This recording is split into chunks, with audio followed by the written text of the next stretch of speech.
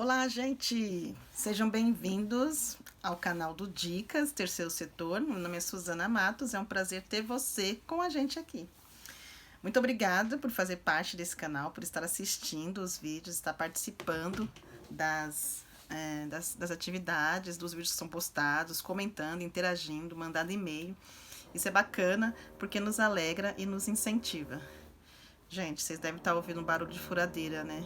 É o barulho que está acontecendo aqui no apartamento. Eu moro em apartamento, então se um vizinho faz manutenção, o outro faz também.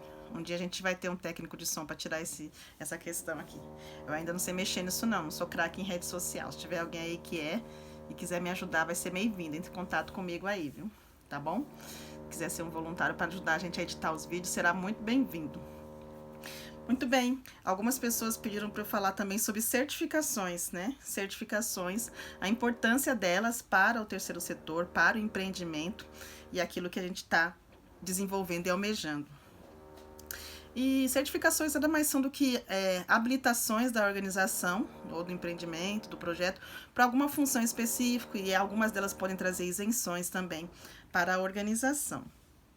Mas é muito importante saber que, para que hajam essas certificações, e para cada área, cada política pública tem um tipo de certificação, e eu falo aqui sempre da questão da assistência social, porque eu trabalho com gestão do terceiro setor com enfoque prioritário na assistência social, ok? Aos poucos nós estamos também migrando para a questão socioambiental, mas é algo muito gradativo que a gente está aprendendo. O nosso forte mesmo é a assistência social. Então, para que uma organização consiga correr atrás das suas certificações, antes de mais nada, ela precisa existir, né? Ela precisa existir. Então, ela tem que ter o seu CNPJ, o seu registro na Receita Federal, né? Cartão Nacional de Pessoa Jurídica, né? É o CNPJ com o número dela que identifica que ela existe. Ela tem que ter o seu estatuto, que é dizendo como que ela funciona, como que ela se norteia, quais são os seus objetivos, qual a sua proposta, como que funciona a diretoria, de quanto em quanto tempo que ela vai ser eleita, enfim, quanto que vai funcionar a sua gestão. E uma ata deixando muito claro quem são esses membros aí da eleição da diretoria. Tendo esses documentos que são os primordiais, necessários, fundamentais para uma organização existir, para que não seja uma organização clandestina, né, que infelizmente existem muitas por aí, né, que não tem nem sequer estatuto, ata, CNPJ, precisa porque isso traz credibilidade, seriedade, e sem isso você não vai conseguir desenvolver parcerias, né? Claro que tudo começa-se muito com movimentos, com ações, com projetos, mas depois de um tempo, e é importante que esse tempo seja breve, se formalize a organização. Então, vamos pensar, por exemplo, numa organização que está pensando em atuar na área da assistência social, que eu vou falar que é aquilo que me compete, que eu conheço. Essa organização, a primeira coisa que ela precisa fazer é procurar uma secretaria específica que trate da questão da assistência social. Ir lá e possivelmente conversar com o gestor ou alguém que lhe possa orientar e perguntar sobre as possíveis certificações que uma organização pode ter. Possivelmente, quase certeza, esse gestor vai enviar você para uma casa dos conselhos dessa assistência social, né? Que são órgãos que trabalham juntos, apesar da casa do conselho ser uma casa muito independente, porque ela é deliberativa, né? Se não é, deveria ser.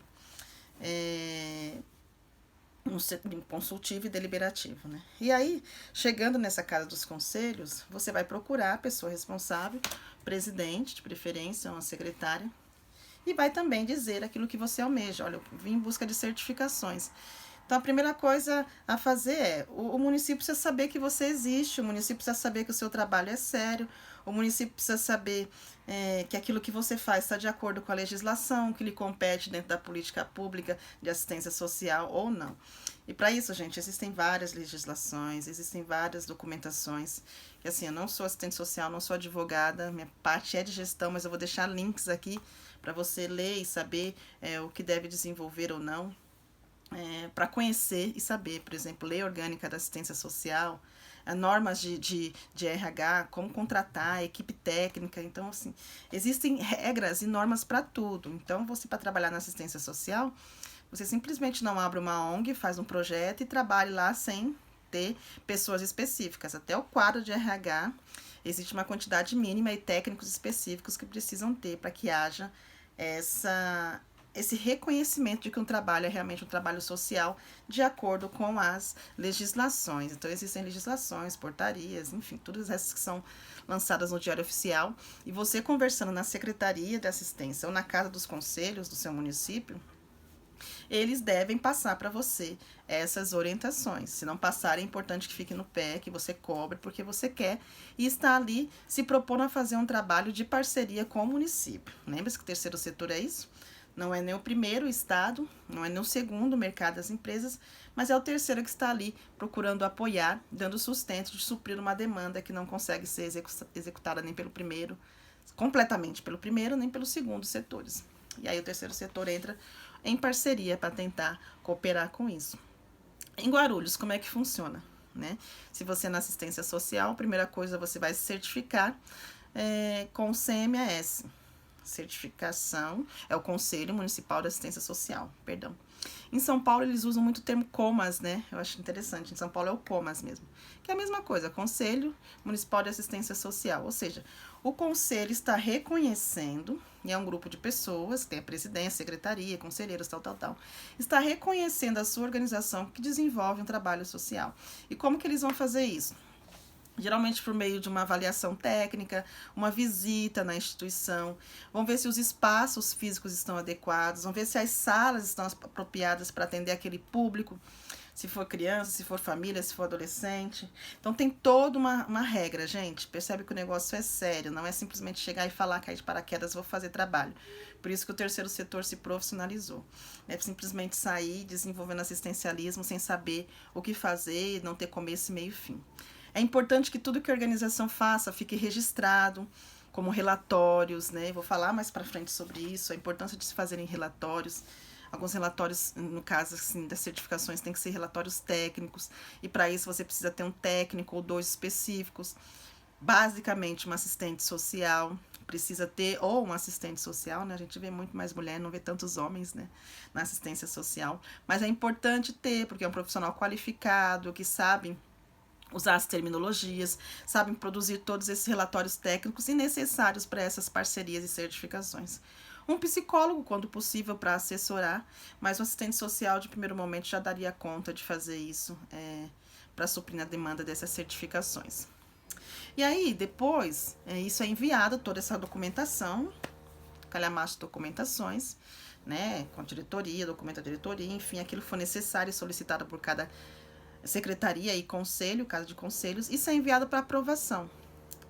E aí aquele grupo que já foi fazer aquela visita de análise, né, tira foto, registra tudo, leva um parecer se é possível ou não obter essa certificação. Obtendo essa certificação, ótimo, já está pronto e preparado para a segunda fase, que seria especificar com a sua área de atuação. Então, em Guarulhos, né, o CMAS está reconhecendo que aquela organização é idônea e pode sim pleitear qualquer tipo de parceria no município ou até fora delas, porque vai apresentar a certificação que o município reconhece como trabalho sério. E aí a organização pode especificar e de repente falar, como no nosso caso mesmo, olha, nós queremos trabalhar especificamente com crianças e adolescentes. Para isso também precisa-se de uma certificação que a habilite a trabalhar com crianças e adolescentes, porque existe toda uma legislação.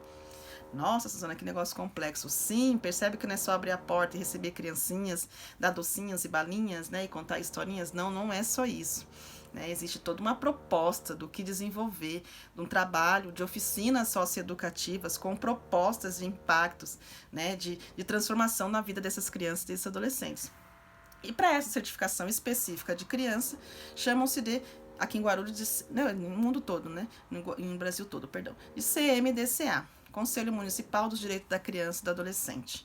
Baseado no quê? Baseado no ECA. A gente tem aí o Estatuto da Criança e do Adolescente, que é super novo ainda, e ele rege e ele serve de norteio para que a legislação da criança aconteça e seja executada. Então, a partir do momento que a organização reconhece que ela quer atuar na assistência social, ela quer especificar com crianças, ela já está habilitada para atuar.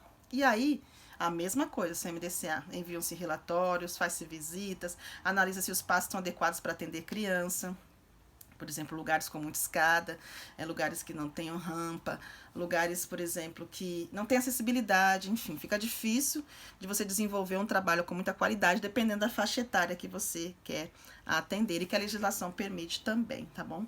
Mas, por exemplo, vamos passear em as outras áreas que eu também não domine tanto, mas que creio ser o mesmo caminho.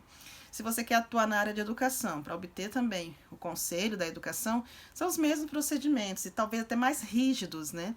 Porque aí uma ONG ela pode atuar com a questão de creches, na questão de ensino, na questão de educação em si, ter professores mesmo, né? No caso da assistência social, a gente usa muito mais o termo de oficineiros, né? Ou educadores sociais, que também são pessoas técnicas.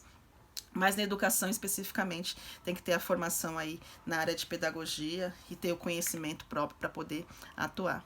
Na área do meio ambiente, na área da cultura, na área do esporte, enfim. Para todas essas existem legislações específicas, que a gente chama que são as famosas leis de incentivo.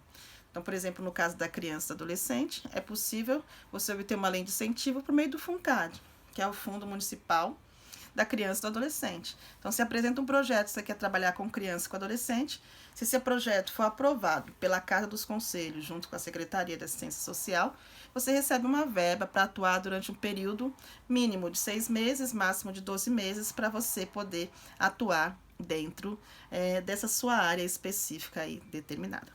Tudo isso, gente, sempre dentro da questão do MIROSC, que é a nova legislação aí, que alterou muita coisa na execução. Então, tome muito cuidado na hora de preparar as documentações, na hora de preparar um projeto, na hora de preparar um documento, um relatório. Está sempre aliado com o MIROSC. Tem dúvida?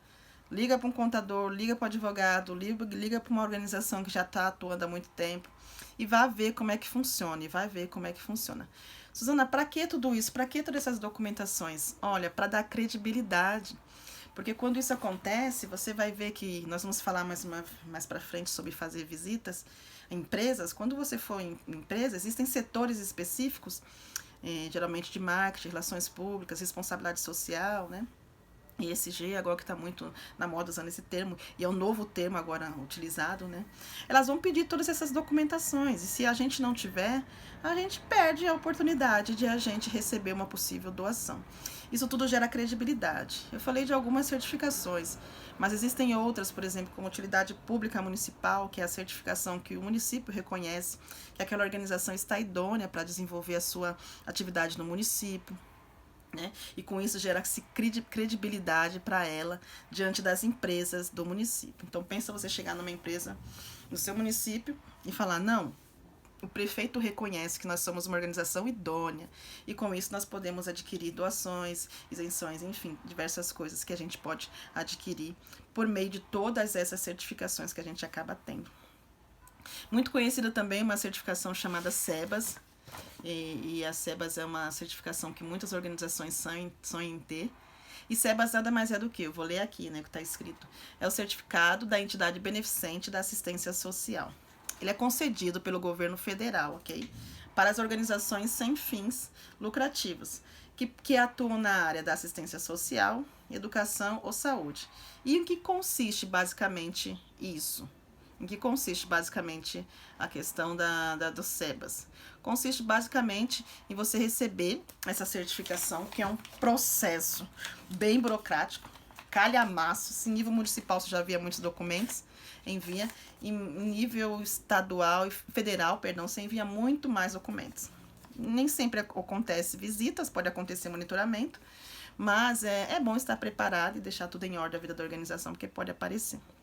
Então, o SEBAS, ele dá isenções, principalmente as cotas patronais, né? Então, diversas despesas que você tem na questão de funcionários registrados e CLT, você consegue ter as isenções disso. E aí, para tirar mais dúvida, você pode procurar um advogado especialista no terceiro setor, né? E ele vai te orientar em como proceder isso e como desenvolver e conseguir essa certificação. Ou então, simplesmente, se você entrar lá no site do MDS, tem todos os passos sobre como conseguir a certificação. Nós, por exemplo, na organização que eu faço parte, nós não tivemos orientação de ninguém. Simplesmente eu entrei no site do MDS, vi os procedimentos, mandei, segui todos os caminhos, e foi muito interessante que quando a gente recebeu, saiu no Diário Federal, né, da União. E aí eu li aquilo e falei, ah, não, nós não recebemos, né? Ah, deixei guardado lá na gaveta, não foi aprovado. Eu não li direito, né? Depois eu voltei e fui ler com calma, falei, não, foi aceito, foi aceito. E nós conseguimos o certificado. E na época tinha um prazo na assistência social de 3 anos, durante 3 anos nós poderíamos demonstrar que em nível federal nós estávamos sendo reconhecidos e conseguir as isenções necessárias, que ajuda muito na questão da folha de pagamento, de reduzir e sobra uma graninha a mais para a organização, de repente, com aquela verba direcionar para uma outra área. Então, gente, são algumas dicas, certificações, títulos e registros importantes para a organização. Vou deixar aqui embaixo alguns links do que é a utilidade pública, do que é o SEBAS, do que é o CMS, na questão aqui de Guarulhos, o que é o CMDCA, enfim. E aí você, SEBAS, e aí você vai ler com calma e vai procurar também orientações jurídicas, especialistas no terceiro setor. A Escola Aberta do Terceiro Setor é uma escola que eu gosto muito também de me referenciar, tem muitas informações, vários professores ali que são muito bons e treinamentos excelentes para a gente poder aprender essa questão. Então, assim, não é a tua área jurídica? Procure orientação, tá bom? Para que você possa aprender, mas pelo menos ter essa noção de como eu tenho, assim, que na minha área de gestão, não é jurídica, gestão de crescimento da organização, mas ter um conhecimento daquilo que é necessário. Então, o básico eu sei, para que ter esses certificados, aonde que eles fazem a organização chegar, quais portas que fazem a organização ter. E aí, com isso, você vai saber, olha, eu quero ter esse, não quero ter, isso faz sentido, não faz sentido para a organização que eu faço parte. Espero ter ficado claro. E se liga na dica, a gente volta na quarta-feira com mais dicas e mais informações para vocês. Hoje nós falamos sobre adquirir conhecimento, ser sábio, entendendo a nossa ignorância e a importância de buscar conhecimento. E falamos também agora nesse vídeo sobre a importância das certificações para fazer a organização crescer. Lembre-se, você é um empreendedor, é uma empreendedora, é um CEO, é um líder, é um gestor responsável pelo crescimento da sua organização. Então corra atrás das informações corretas, da formação correta e transmita isso às demais pessoas que fazem parte do seu time ou que farão parte do seu time. Grande abraço, até quarta-feira. Tchau, tchau.